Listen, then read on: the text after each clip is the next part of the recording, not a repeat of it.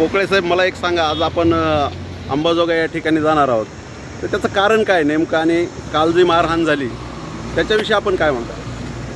शिवराज दिवटे नावाचा जो मराठा सेवक होता, 12वीला शिकणारा तो विद्यार्थी होता. त्या विद्यार्थ्याला काही गावगुंडाकडनं आणि त्या गुंड प्रवृत्तीच्या मुलांकडनं अमानुष मारहाण झालेली होती. त्याचा व्हिडिओ सोशल मीडियावर व्हायरल झाला आणि संपूर्ण महाराष्ट्रामध्ये त्याची दखल घेतली गेली आणि पोलीस प्रशासनाने सुद्धा त्याची दखल घेऊन तात्काळ त्या लोकांविरुद्ध गुन्हा नोंद केला आणि त्यापैकी काही आरोपींना अटक केलेली आहे. मराठा सेवक शिवदीप दिवटे जो आहे, शिवराज दिवटे, तो अंबाजोगाई इथे रुग्णालयामध्ये शरीक असून त्याची भेट घेण्यासाठी मराठा संघर्ष योद्धा माननीय मनोज जरांगे पाटील हे निघालेले आहेत आणि त्यांच्यासोबत अंबाजोगाई इथे जाण्यासाठी बीड येथील संपूर्ण मराठा सेवक आम्ही त्यांच्यासोबत जात आहोत. आणि तो जो जखमी शिवराज आहे त्याला न्याय मिळवून देण्यासाठी संपूर्ण बीड जिल्ह्यातील मराठा सेवक आणि संपूर्ण समाज त्या शिवराजला न्याय मिळवून देईल आणि त्याच्या गुन्हेगारांना न्यायाप्रमाणे योग्य ती शिक्षा देण्यासाठी त्या ठिकाणी आम्ही कटिबद्ध आहोत.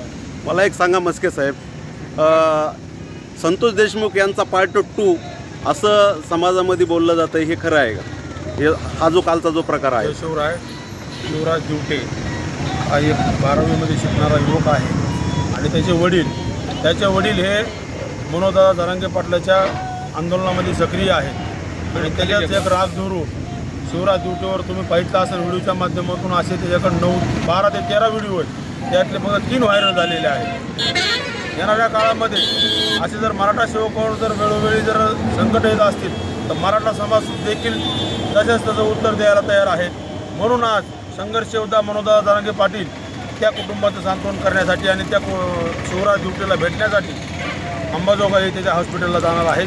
तेवढ्या ठिकाणी बोलतो आणि थांबतो. जय जाऊ, जय शिवराज. आपल्याला याविषयी आता कालचा जो प्रकार झाला त्या विषयावर आपल्याला काय म्हणजे नेमकं काय वाटतं? या जिल्ह्यामध्ये असं वाटतंय पालकमंत्री बदलला तरी बी हे असे प्रकार होणं म्हणजे या पोलीस प्रशासनाला आव्हान देणं आहे. आव्हान म्हणजे आम्ही पोलीस प्रशासनाला असं म्हणणं आहे, तुम्ही आमचं काहीच करू शकत नाहीत, कारण की ह्याच्यातून तर तेच दिसतंय अजितदादांचं प्रशासनावर एवढं पकड आहे.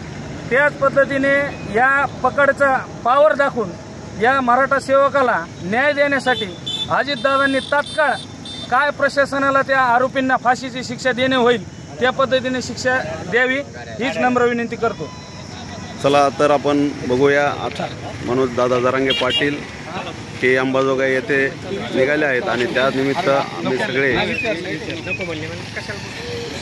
निघालेलो आहोत. तरी सर्वांना जय शिवराय.